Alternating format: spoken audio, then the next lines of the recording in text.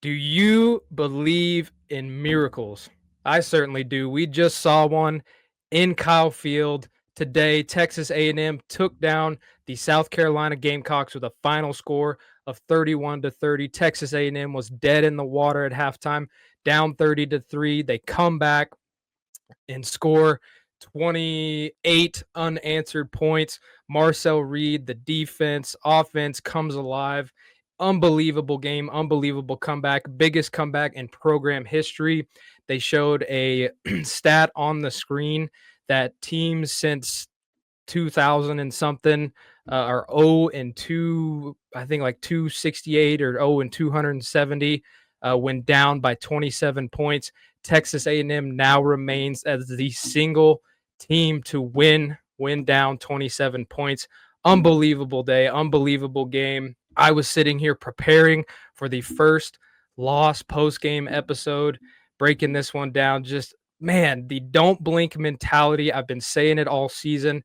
The resiliency, the psychopathic mindset, the tendencies at time, they don't let the game get too big for them. This moment in the second half was there was not a moment that was too big for them. This Texas A&M team is special. They moved to 10-0 for the first time since 1992. They are now 7-0 in the SEC for the first time ever since being in the conference. Howdy, howdy, fans of the 12th Man. Welcome into this post-game reaction episode. I am your host, Weston Pope. Man, thank you for tuning in to this episode. What a special day. Obviously, if you're Texas A&M, you never want to be in this kind of position, but the ship kind of rights itself when you have a second half performance like they did today. It's been so special. So thank you for tuning into the channel. Please like and subscribe. It's been such a blessing, such an honor to just be able to cover this team this year. And as I've said so many times before, truthfully, I don't say this lightly. Glory to God, man.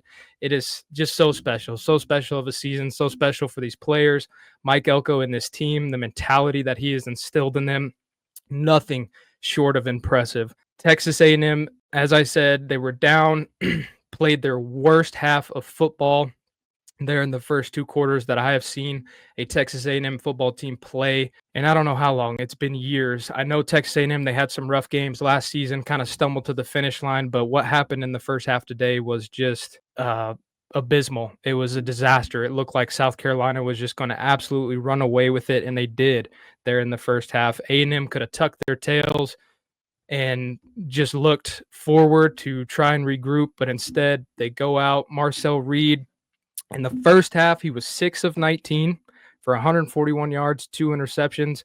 Come out in the second half, Marcel Reed was 16 of 20, 298 yards, and 3 touchdowns. There are so many players that stepped up in this second half of this football game. You got Isaiah Williams, got Ashton Bethel Roman.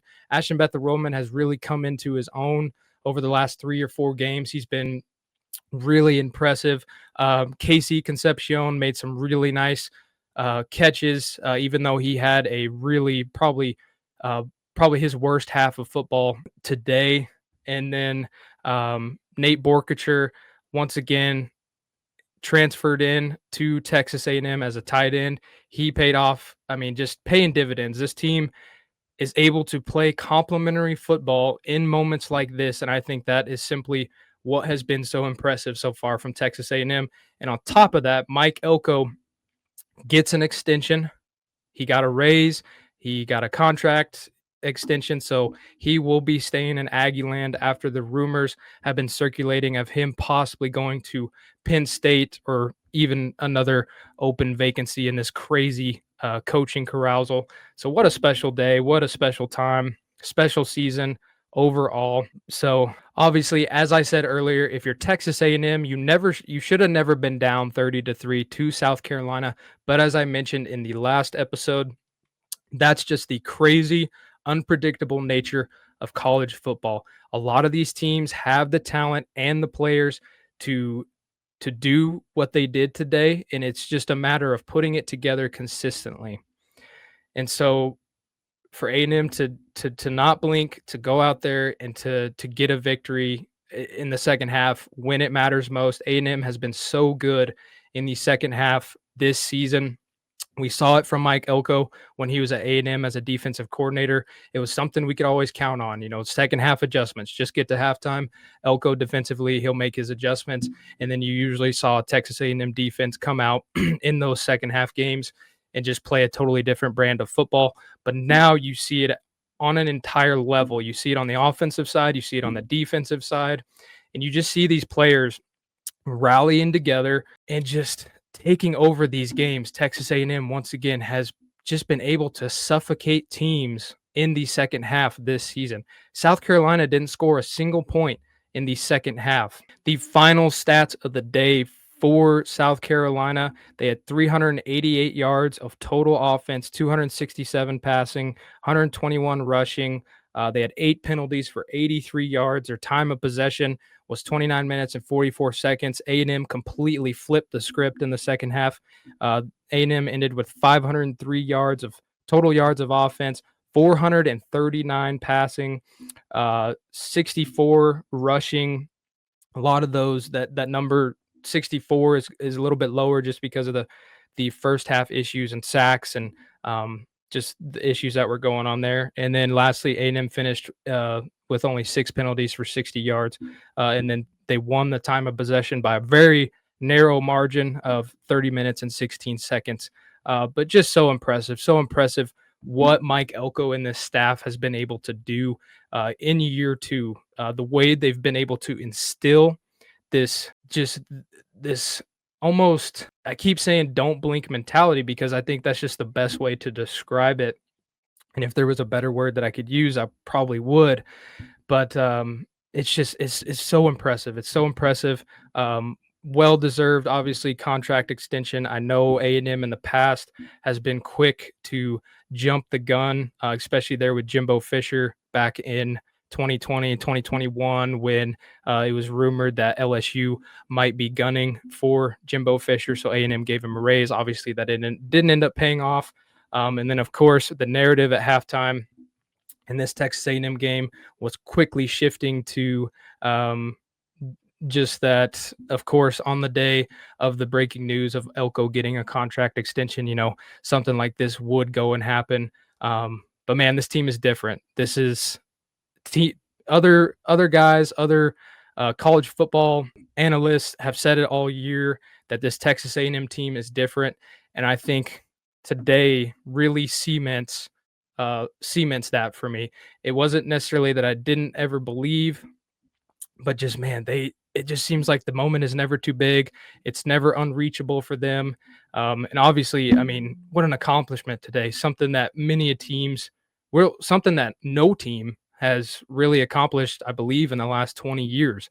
So Texas A&M, the single winners in that column. I believe now teams who are down 20 by 27 points. I want to give a special shout out to EJ Smith. Man, he is playing really, really good football. We saw some injuries, some guys getting dinged up today. EJ Smith, I think, played some really, really good football here in the fourth quarter of this football game, and he's just been so impressive. And he's been such a complimentary running back to have back there. And then obviously Marcel Reed, the entire unit, the offensive line really came alive in the second half. Marcel just looked like a totally different quarterback in the second half. Just that is elite football. That is championship level football. And like I said, obviously you don't want to put yourself in those positions where you're staring down a loss to really a bottom SEC team. But still, they found a way to win, and that's championship level stuff. And so for Texas A&M right now, obviously enjoy the win. That's something that doesn't happen for previous Texas A&M football teams. So just a monumental day as a program, as a football team, and they're just the buy-in, the belief from these guys. You can see it on the field. The coaching staff. This is why you have the coaching staff you have. Mike Elko, when he got hired, he went and got Colin Klein. He went and got Tommy Moffitt as a strength and conditioning coach.